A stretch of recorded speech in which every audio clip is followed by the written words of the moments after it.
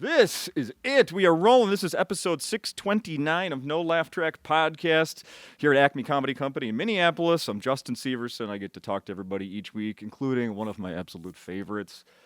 So funny. I can't recommend his comedy enough, which I say every time he's here. Dana Gould is here with me. And How many of these have I done? Are you not sick of me yet? You gotta. We're a long way from that. I don't think we're even at double digits yet. So. Oh, okay. You know, That's good. You know, maybe we get to that. We'll reevaluate. Yeah. But I do have a bone to pick because you were a little late today, and I think you haven't given me exactly reason why, and I'm gonna guess why. Are you ready? Sure. You were online bidding on auction items from Sex World. Do you know what I'm talking about? Is that happening now? Literally, as we speak, Dana, they are auctioning off items from Sex World. Online. Oh, but is it the register, or is it just an online? Everything. Everything must go. Yes. Which is one word off from their original tagline.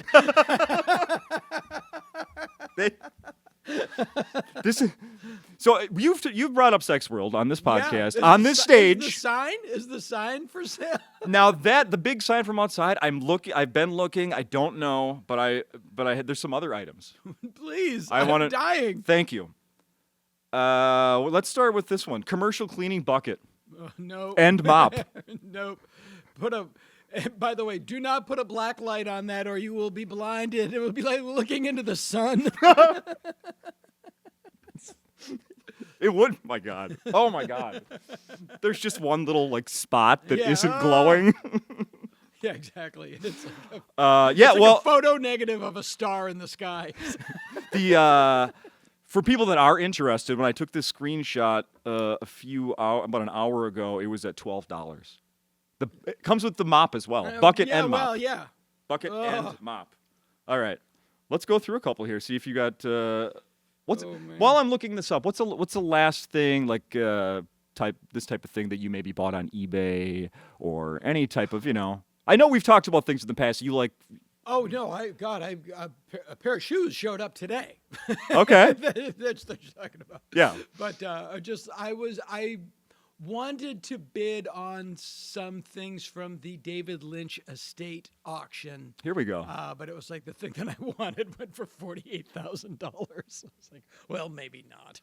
Did you think there was a chance it was going to be reasonably priced? If it was up to $5, I would have gone in there. What was it? And never had a place to put it. Okay. It was a giant photo of a nuclear explosion that is in his office in Twin Peaks: The Return. Oh wow! Yeah, it's huge. I mean, that's pretty cool. Yeah, it's pretty cool. But it's also like, what's that, Dad? Oh, Jenna, devastation, sweetheart. It's humanity, the beginning of humanity's downfall. Why did you take everything out of my room and put your picture there? Yeah. You don't want to stay in your room. It's Daddy's second office. Right. So we got a Sex World light up vintage sign. If you could see that one there, can you see that? Can I see it? Yeah. Does it say Sex World on it? If you keep scrolling down, you'll see more stuff there. Would you send me the link to this stuff? I will absolutely send you the link to that stuff. The Sex World mascot. Which I didn't even know there was one. This is. Have you got down to the swinging door? Skeleton with dog and rocking chair. I don't see the adult toy store. I don't see the Sex World video booth vintage door. I mean, would you find a spot for that at home? Whoa, yeah, no, I could actually. I could do that. I would do that. The vintage door would be fantastic. How much are they going for?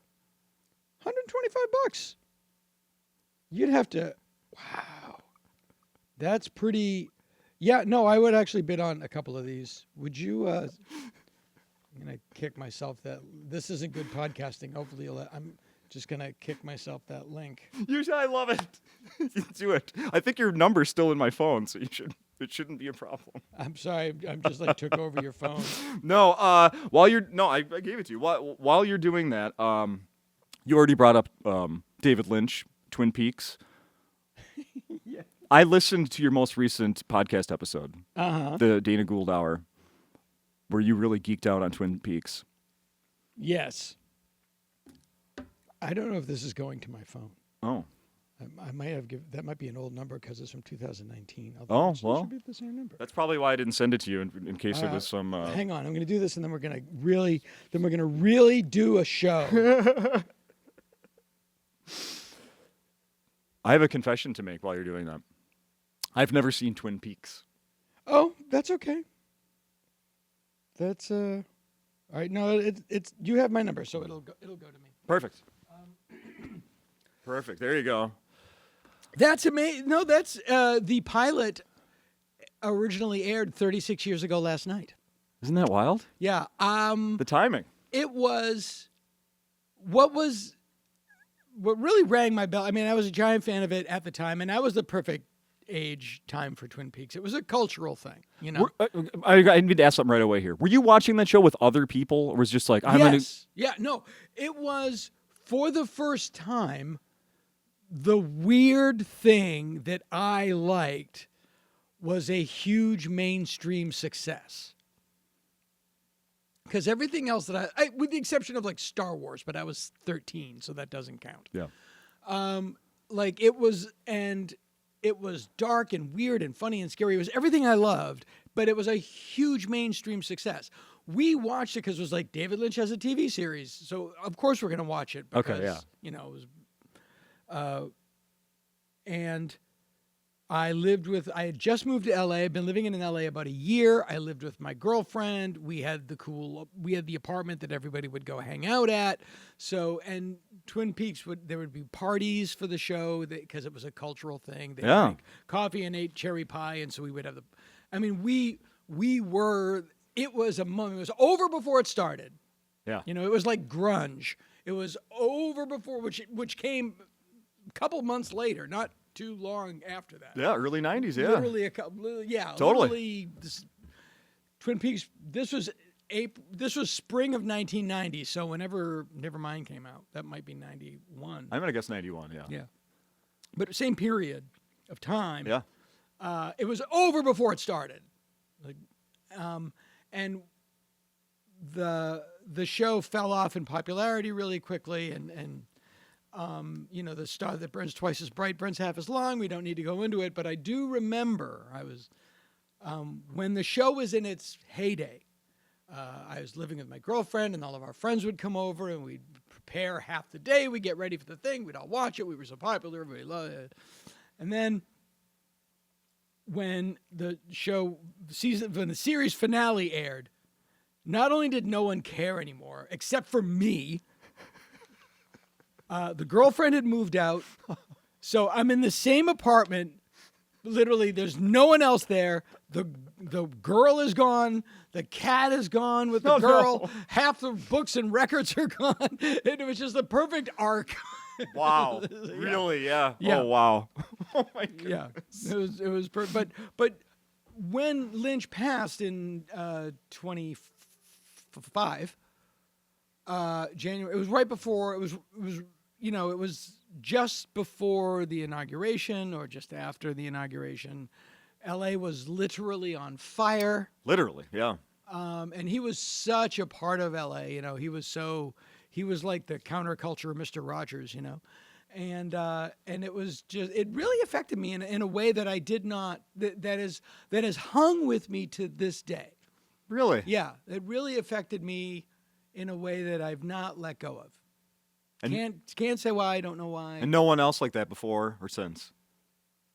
No, and people that were, you know, meant more to me creatively, you know, like I remember when George Carlin died, but I didn't think about him every day for a year after, but yeah. I do. I don't know what it is. I also think you knew Robin Williams. Yeah. Yeah. I think part of it was that, and this is like to a larger cultural issue, what he represented, sort of like, as I said, like this sort of alternative. He's the guy that weirdos like. You know, his movies are for weirdos. His TV shows for weirdos. I'm proud to be a weirdo. Yeah. And him passing when he did, because now we're at a time when being a weirdo isn't it's like everything that we espoused not only did not come to pass, it got shredded, mixed in with concrete, turned into a dildo, and hammered up our ass. It's like, so it's a check the sex world. Maybe it's in there. Check their auction. So it was that. It was sort of like, boy, the guy to die at the wrong time. Yeah. Yeah, I get that. But I think he was just like saw the writing on the wall. Was like, I'm out of here.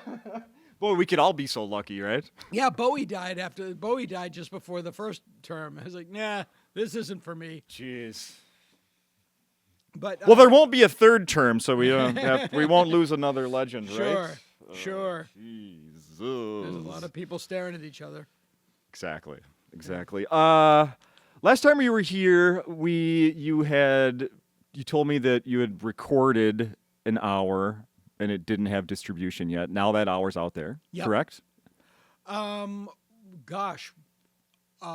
You were here, I'll remind you, 2024 would have been like maybe September. Was that the last time I was here? Yeah, wow. Nothing last year. Well, then I think it's come out. Well, yeah, it's called Perfectly Normal. Yeah. And it's available for your viewing and listening pleasure. Where are you now in your hour?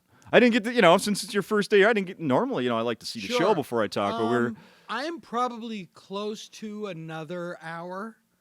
I still have a couple of bits probably from that I've hung on to because they're anchor bits and you build around them. Sure. But I'm going on staff of a new TV series starting on Monday. Oh my! So I don't know where my touring and stuff is going to be for a bit. I'm writing on the show Stewie, which is a spinoff of Family Guy. It starts Monday. Wow. Yeah.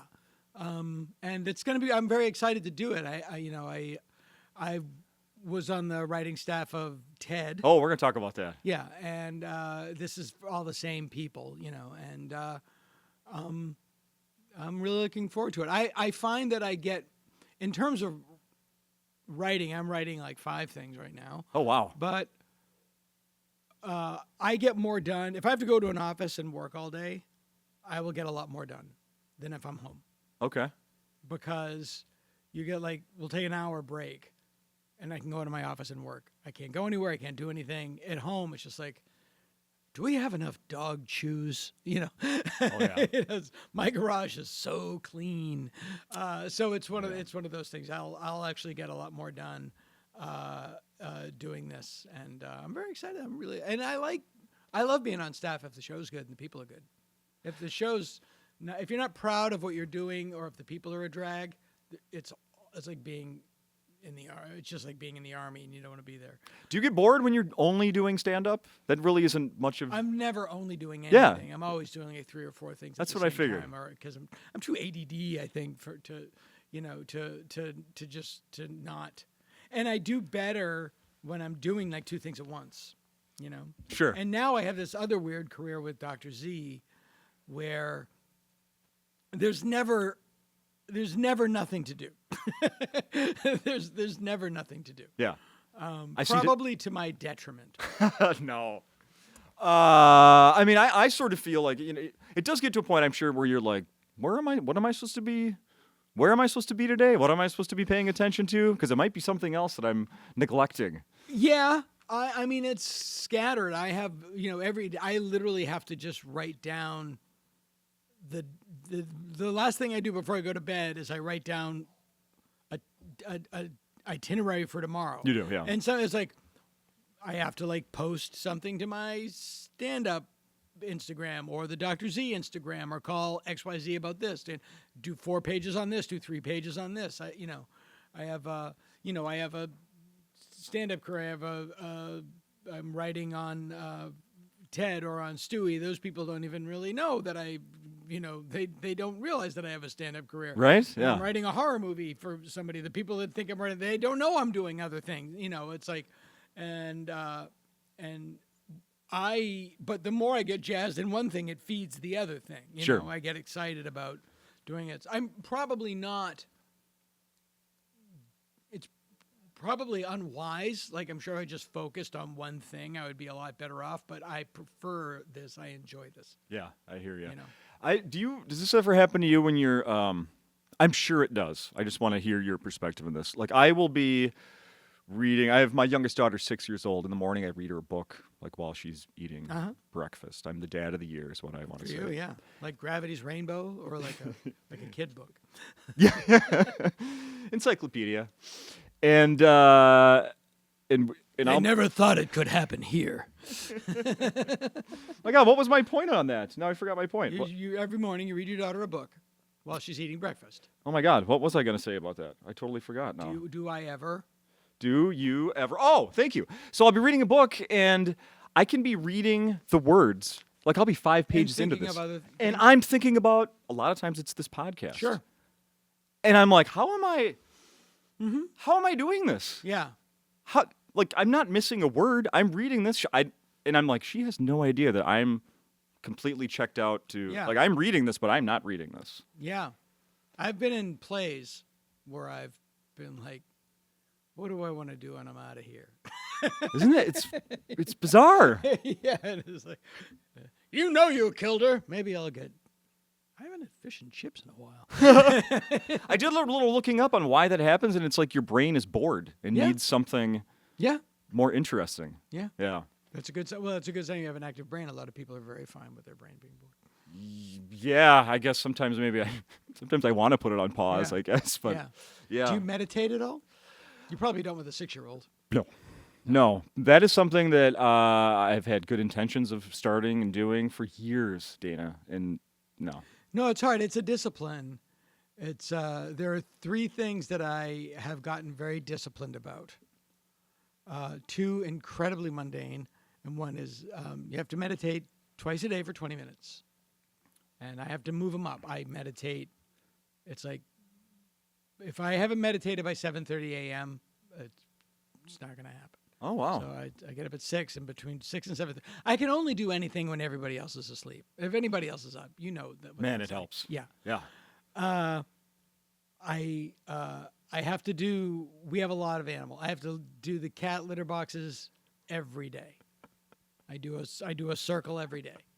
We have 3 litter boxes, 4 cats. Just got to do it. Oh, yeah. You can't let it back up. And I have to brush the dog's teeth every day. Her teeth are great, but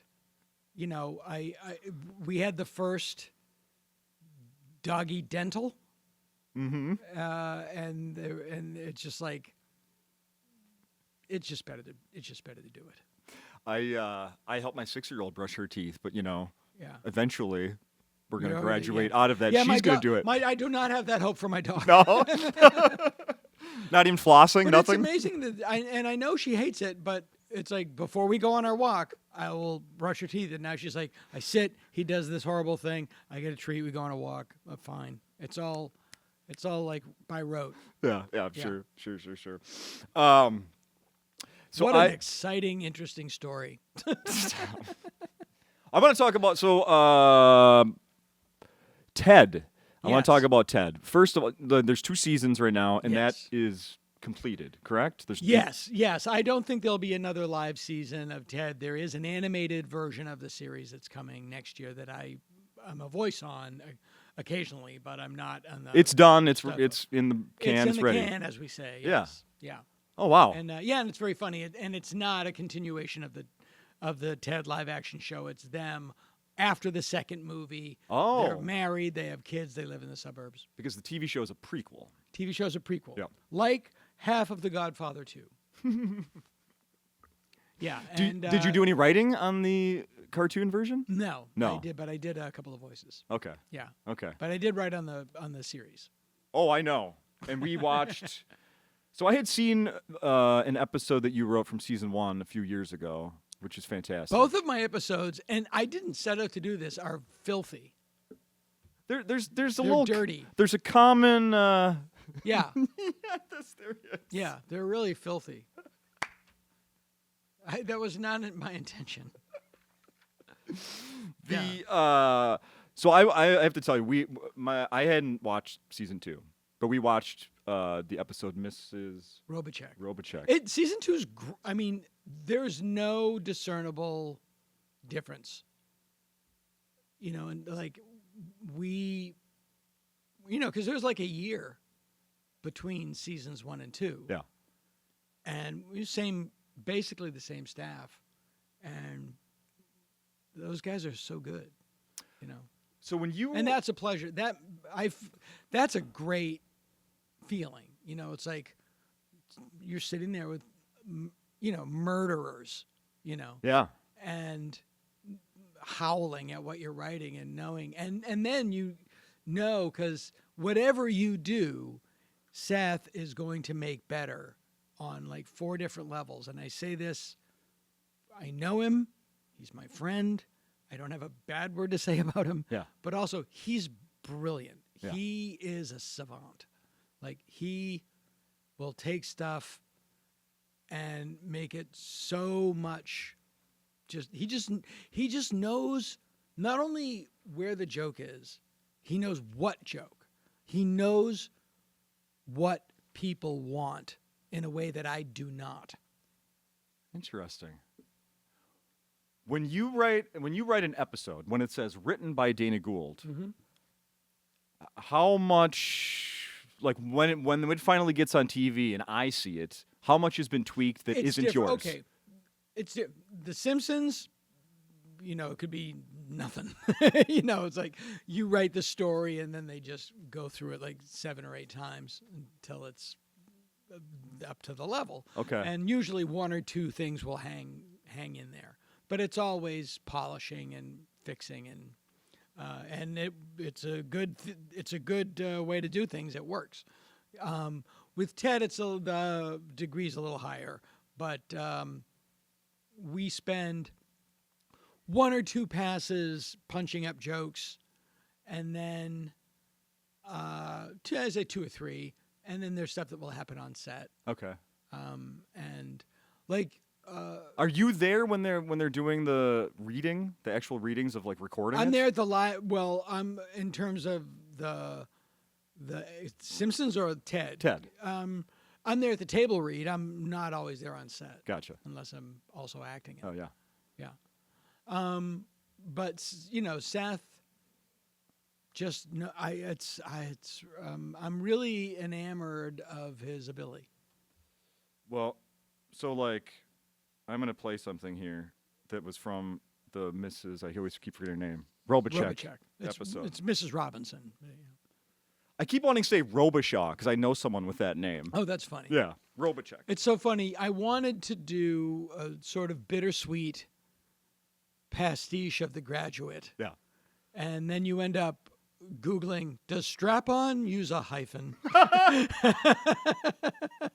It's funny because when I'm watching it last night and putting notes Yeah. in my notes app, and I Yeah. literally wrote strap on, and it was like, all right, this is up to you, Apple, whether Yeah. you put the space in or Oh, a I dash. think it knows by now.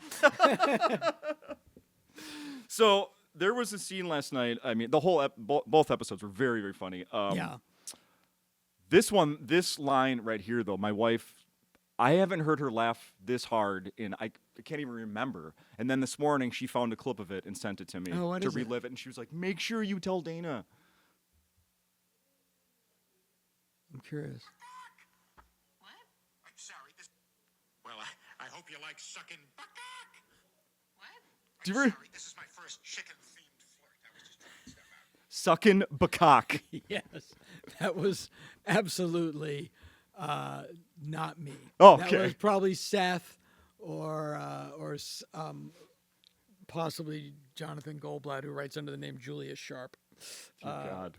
I wouldn't have written that joke. Oh my God. I'm sorry. This is my. Oh my God. We laughed. I was laughing. I literally cannot remember the last time my wife. It caught her so off guard. No, I watched that episode and I'm like, oh, where'd that come from? Because that wasn't in any of the rewrites. Oh, that must be And then so interesting. One of my favorite jokes on The Simpsons from an episode that I wrote. Yeah. I didn't know who wrote it when I saw it. I didn't remember it going in.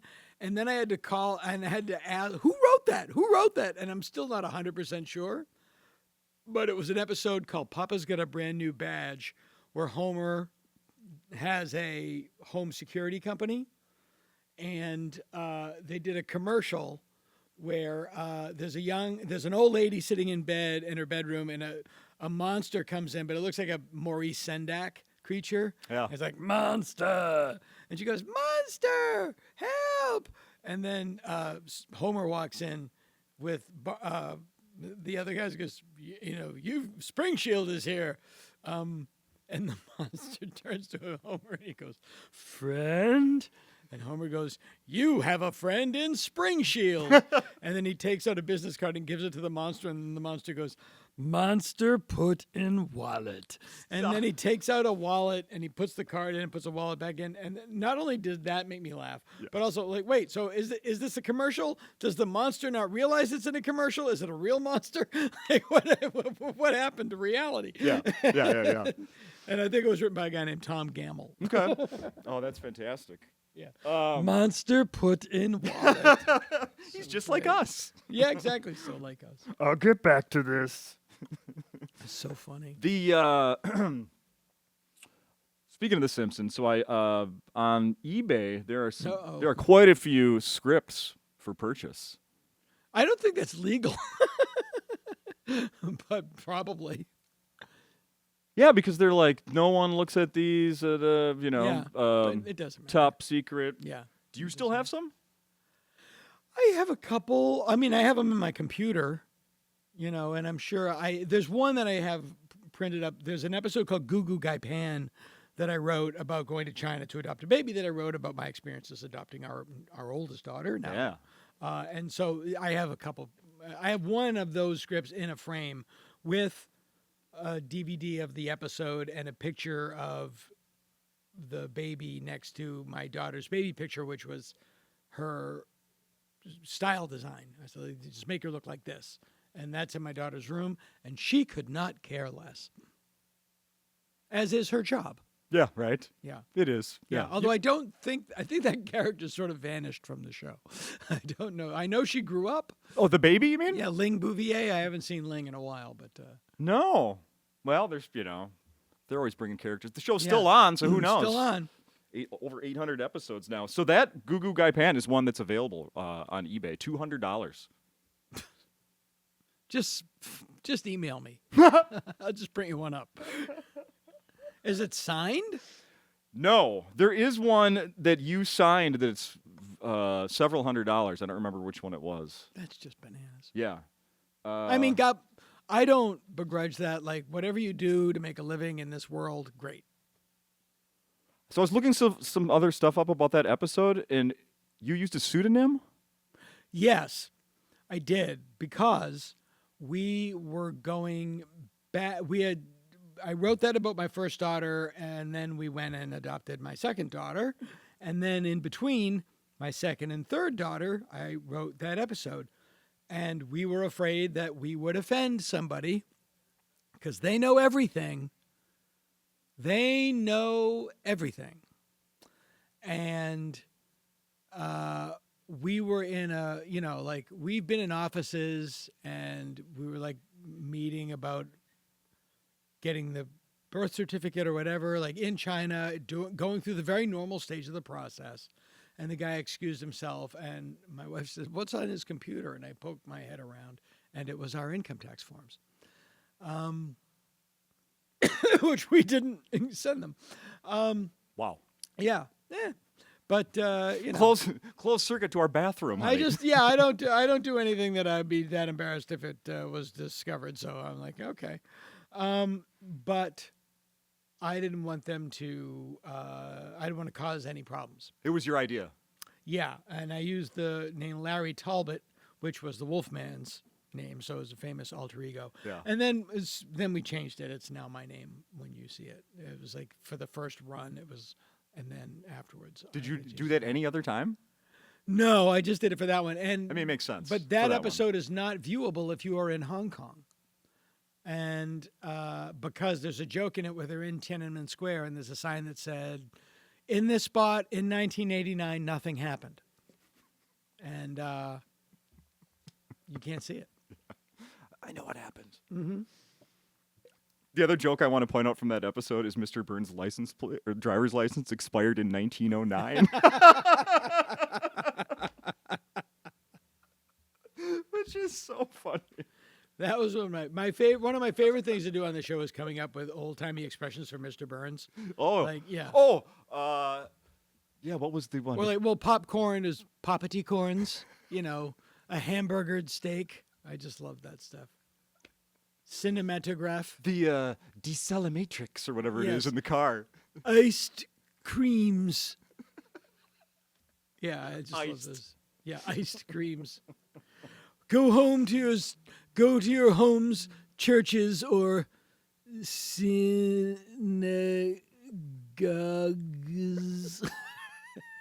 You're trying to read it. Another script that you're involved in that's for sale is Homer the Moe.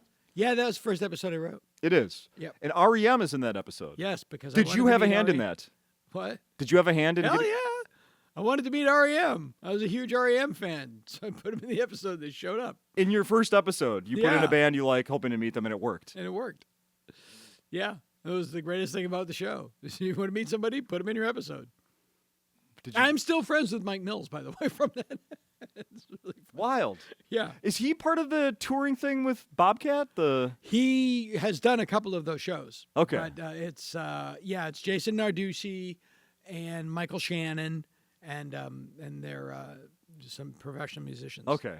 Doing But all I right. sat next to Mike Mills at the first time they did it in Chicago at the Music Box, and sitting next to Mike Mills, watching Mike Mills watch people play REM and sound pretty great, and going through Murmur track by track by Yeah. track.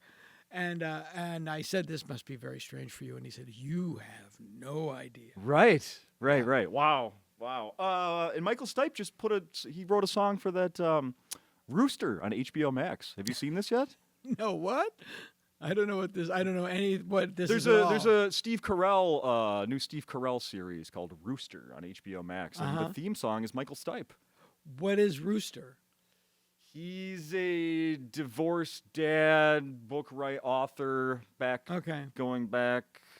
He's a guest teacher at a college. His daughter also works there. Her husband's had an affair. It's a whole thing. Right. There's like 6 episodes in. My wife and I Okay. are. It's the only show we're watching What, together. but right now. isn't there doesn't there have to be a thing like, and one of his eyes is a satellite? And he's from the future. And his son-in-law is a robot. No. Yeah, there's got to be something like that. Yeah, right. Yeah. No, you know who one of the other stars in it is John C. McGinley, who you worked Oh, with. John's in it. Yes. Oh, hilarious. And I was going to bring it What up. does John play? He plays the dean of the Oh, college? Good for him.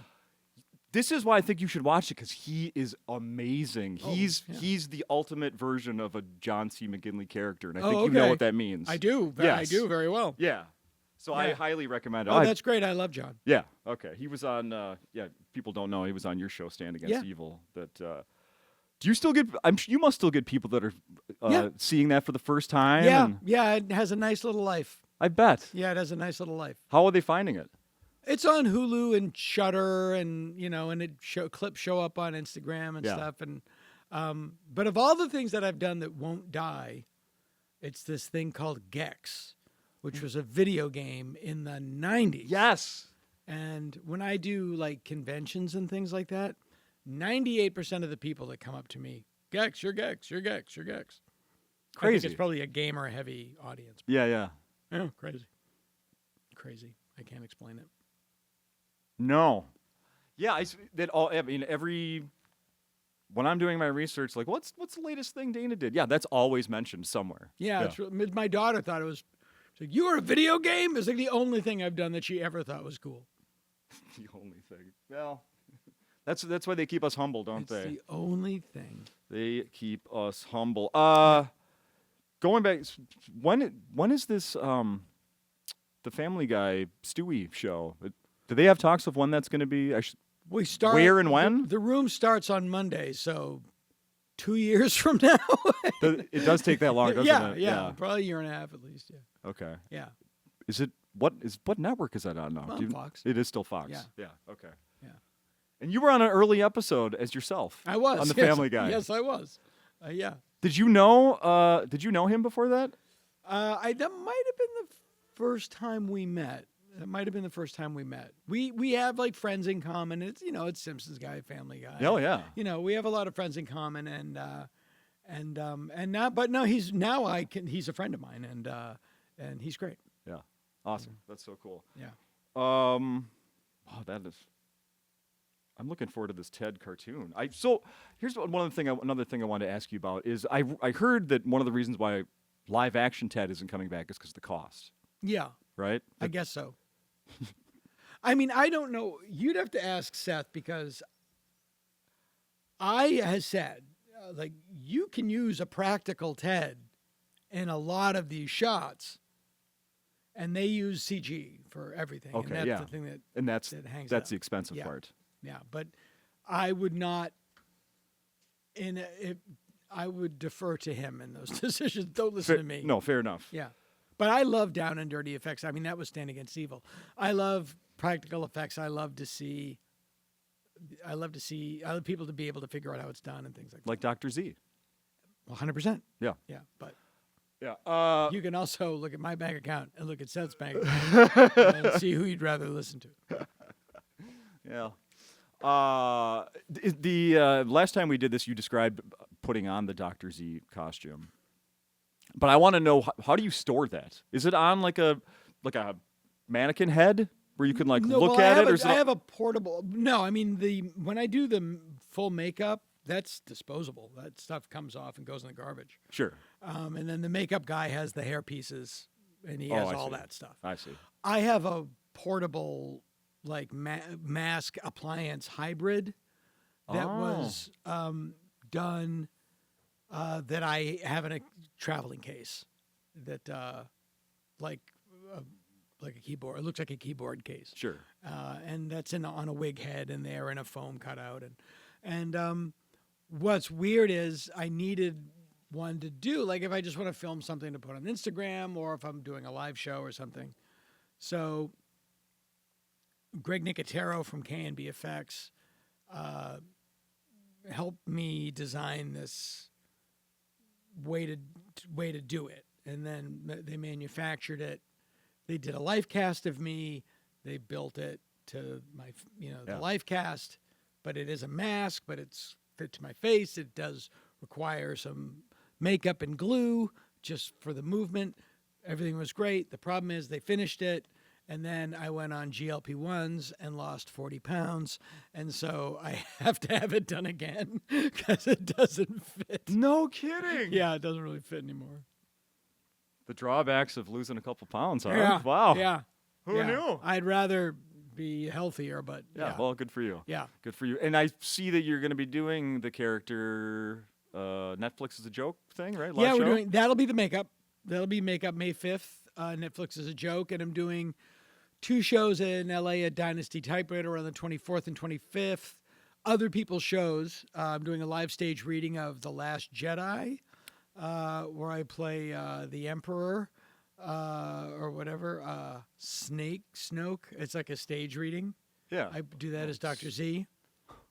And that's on the 20th. And then the night after it, or the night before it, David Dastmalchian, if you know who he is, he's an actor. He's doing like a weird talk show, and I'm on it as Dr. Z. I love that. Yeah. I love that I have a thing, like a side hustle that's not me, and that it's a character that exists fully and independent of me, and he has his own universe and his own little world. I really am proud that actually took, and I really I love doing it. Will you be making more of the YouTube series? Yeah, we're getting ready to do. They're starting the crowdfunding now for the 4th season. Oh, there is. Yeah. Oh, great. Yeah, I hated the going to people for money all the time. But then we have some investors, and then they're like, well, we'll invest, but we'll still need some X amount to make it work. And then we'll do like longer episodes. And so we're going ahead and doing it. Gotcha.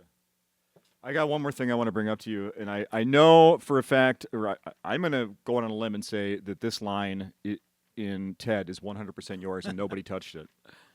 And it involves the term bathing suit area. Yeah, that's me. And I know that because you have a bit on stage that uses that same phrase. What did they say in Ted? She's talking about her husband. Remember, he's not. Oh, in the bathing suit area. Yeah, he's having a little issue in the bathing suit area. Yeah, and then she goes, don't ever say that again. Yeah, that was me.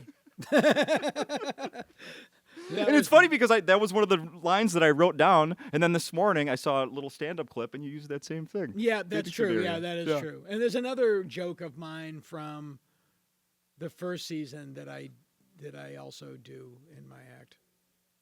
Oh, well. Oh, it's a great line. Yeah. Not, oh, no. Yeah. No, oh, great. Like, No, oh, great. Yeah. Let's see. Is there any- and it's like, well, I did think of it. Damn right. Yeah. I've seen enough jokes of mine made into memes that I get no credit for. So let's end right there because I just saw you post one. Yeah. Yeah. It's a really good joke. It is a great joke. It was, I'll be doing it tonight. It was when I die. My version of it is when I die, I want my remains scattered along Mulholland Drive, but I don't want to be cremated. And I originally posted that on Twitter when there was a thing called Twitter, when it was fun. Yeah. And then it was stolen by an account aggregate called Beige Cardigan. If you remember, there was two. There was the Fat Jewish. Remember that one? And Beige Cardigan was a part of that Okay. consortium. And it was just people going through the internet, finding funny things and posting them as their own. Yeah. Blatant hackery and thievery. Uh-huh. And that was put up by Beige Cardigan. Then people made it into memes. And it's like, yeah, that's great. You can credit me. It doesn't make it any and if you make my joke a meme, good for you. Yeah. If I see my name on it, I got no problem. Yeah. You know? But it's just like, just credit your sources. No. They still laugh, and they don't like you any less. But as people, well, I have to do the crappy thing. Yeah. No, you don't. No. Yeah. No. Yeah, no, it's shitty because it's so easy just to leave the name in there. Yeah. Yeah. Yeah. It's, you can quote people and it's fine. Yeah. You don't lose any fame, and it's not finite. It's not a pie. If somebody likes something else, it doesn't mean there's less liking out there for you. You'll be fine. Have we mentioned who's featuring for you this week? Have we said? No, Frank Conniff. Yeah. The lovely and talented, who I worked with the first time I came to Minneapolis to the Comedy Gallery in, 86 or 87. And I met Frank there because I was here with Liz Winstead. So when I met Maria Bamford too, and Joel, I met everybody. Yeah. And Frank is one of my favorite people. It's One so of my I favorite did, comics, and one of my just favorite, really good buddy, really great guy. so Lori Kilmartin was here last week. Oh, okay. And it was the day that Pam Bondi was released from her job. Sacked. And I quoted a thread post from Frank on last week's episode. Uh-huh. And then all of a sudden 2 days later, I see that he's opening for him. I'm like, look at that. Yeah, Oh, he's this- great. yeah. He's great.